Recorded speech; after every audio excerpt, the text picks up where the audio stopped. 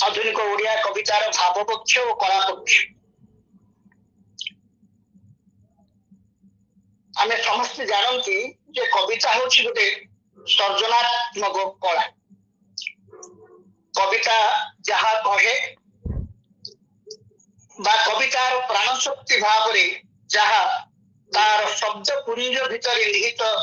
थाए ताहाकु कुहा जाए भाव।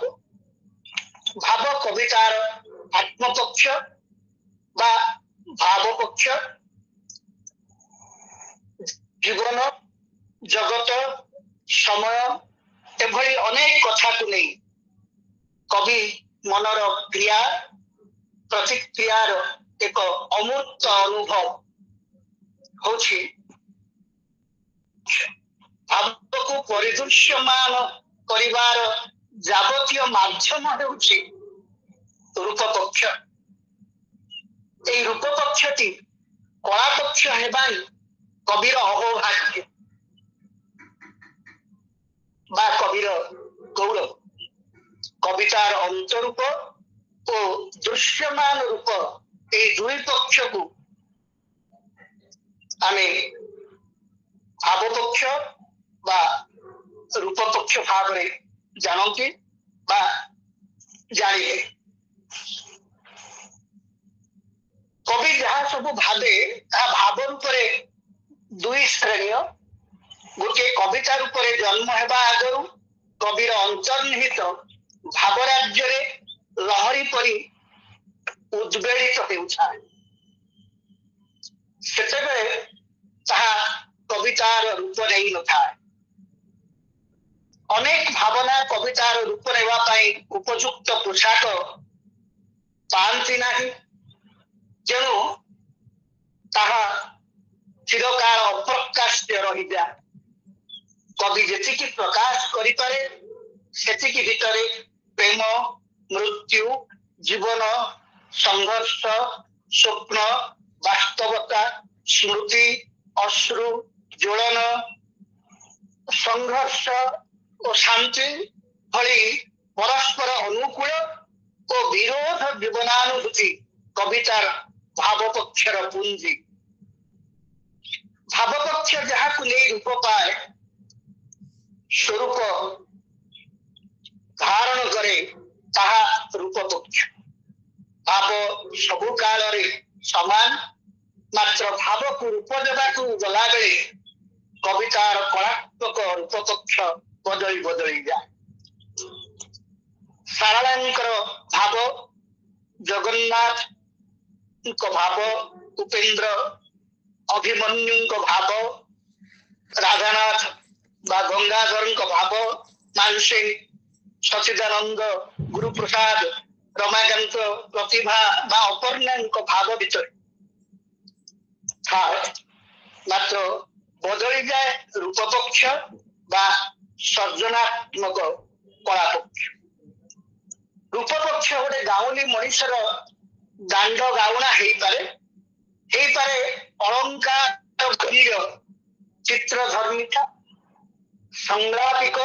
बा प्रतीकात्मक एमितिका किसी गोटे रूप।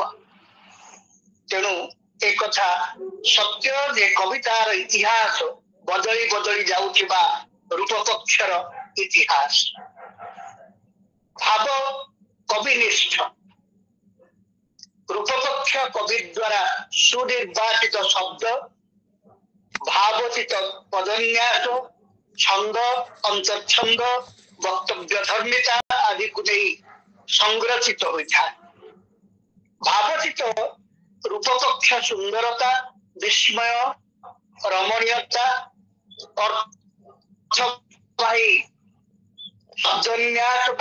आकर्षणीय होता है। कविर व्यक्तिगत सर्जनानुभवर भाव पूर्व काल समकाल को नहीं भविष्य काल को पाठक भविष्य काल को जाई पाठक सहित जोड़ी हो पारे कविता सार्वकालिक हो जाए। सार्वकालिक भाव पक्षर कविता कवितार रूप जिते कला भाव गढ़ा हेब यथा सौंदर्य लालित्य इंगित सादृश्य तुलना निर्माण पटुता आंगिक उपादान इत्यादि से कविता कवि को अतिक्रम करी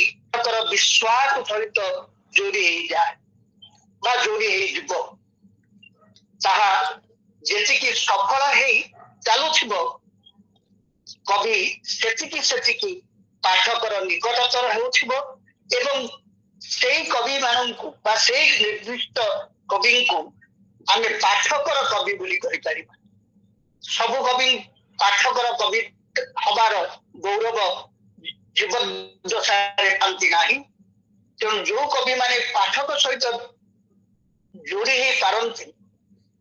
चिरदिन जोड़ी ही रही पारंती से मानकु आमे पाठकर कवि बोली कहि परिबा कवितार शब्द अभिधान थिबा अर्थ को नहीं भावर विस्तार करे ना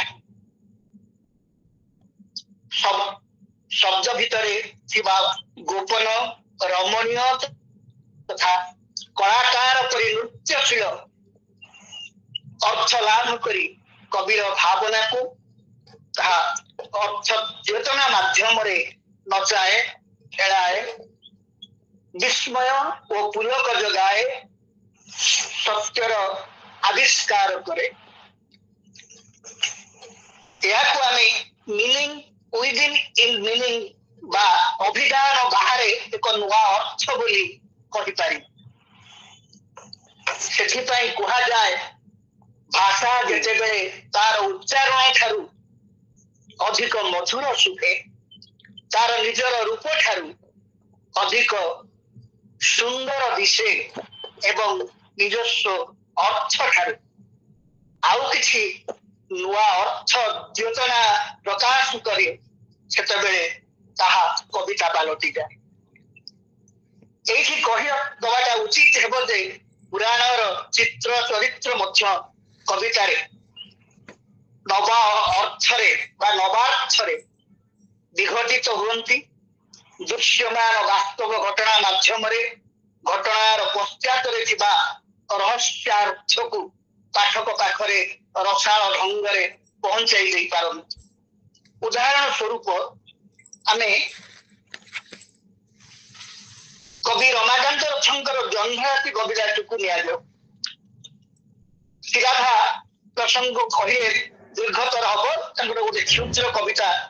जन्मराति को मु नौछि कवि रमाकांत जन्मराति कविता प्राय बहु चर्चित कविता ए कविता रचना पछर कहानी होछि कवि प्रशासक दायित्व थिला बेले ओडिशार प्रशासक दायित्व थिला बेले एकदा से कलिंग घाटी दे रात्र काल यात्रा करुछे एवं सेदिन तथा जन्मराति आकाश रे पड़ीथिला सेई जन्म पखड़ा राति रे सरकारी कार्य रे कलिंगा घाटी दे गला बेले जन्म को देखी कवि विहल होइछे एवं घड़िए अटकी जाइछे दृश्यमान सत्य है सेतेबेले जन्म पड़ीथिला मात्र जेतेबेले कवि ताको कहउचंती बेले बेले मने हुए मु प्रशस्त अथाच फांका बेले बेले मने हुए मु आकाश प्रशस्त अथाच फांका एवं देखुअछि पृथ्वी जेपरी तमे ठीक परी दियछ हाथ मारो जेउठारे ओल्हाइले सेई ठारे तम आलिंगन जेउठारे ओल्हाइले सेई ठारे तम आलिंगन सेतेबेले एई कथा कवि कहिला बेले एठी जन्मराति खाली गोटे ज्योत्स्ना विधौत जन्म पखड़ा राति होई भितरे सीमित रहुना जेउठारे ओल्हाइले सेई ठारे तुम आलिंगन कहिला प्रेमिका भी जन्मराति परि दिसुछि ईश्वर भी जन्मराति परि दिसुछन्ति मृत्यु भी जन्मराति परि मने होउछि स्मृति भी जन्मराति पालटी जाउछि जुआड़े गले जेउठी थिए भी जीवन में प्रेम मृत्यु ईश्वर स्मृतिर रूपकात्मक जन्मराशि मनुष्यर मन को बा जीवन को निश्चित भाव में जागृत निबिड़ आलिंगन करे आलिंगन अंतर्निहित स्पर्श निश्चय भाव में विदित प्रेयसी जन्मराशि उष्मारे कुंडली पकाए मृत्यु पार्थिव जंत्रणा को हटाई श्यामवत कोले लिए स्मृति रसई मजई आनंद रे आउसी दिए ईश्वर अदृश्य रूप से विहोलित करी आत्मा को प्रशांति दियंती जन्मराति भली गोटे अनुभव भितर एते एते भावपक्ष रुचि छवि रही आगुरी कौन आम जानी जेतेबेले रसिक पाठक कविता भितर लुचि भावमय रसाल आत्मा को आविष्कार कला सेतेबेले कवि ठारू जाई पाठक भीतर से प्रवेश कल तेणु सब भल कवितार भाग्य मोट ऊपर मु कहूची कारण मु गोटे उदाहरण दे मु कहलिया चाहे सब भल कवितार भाग्य है कविर सर्जनानुभवर कालतीर्ण भावपक्ष एवं पाठक मोहित शब्द कलार सौंदर्य कलापक्ष आपण माने कलात्मक रूप लिए रूप पक्ष जो से कलात्मक हो उठे सब कविता भितर से कलात्मकता देखा मिले ना बहुत कम कविता भितर आम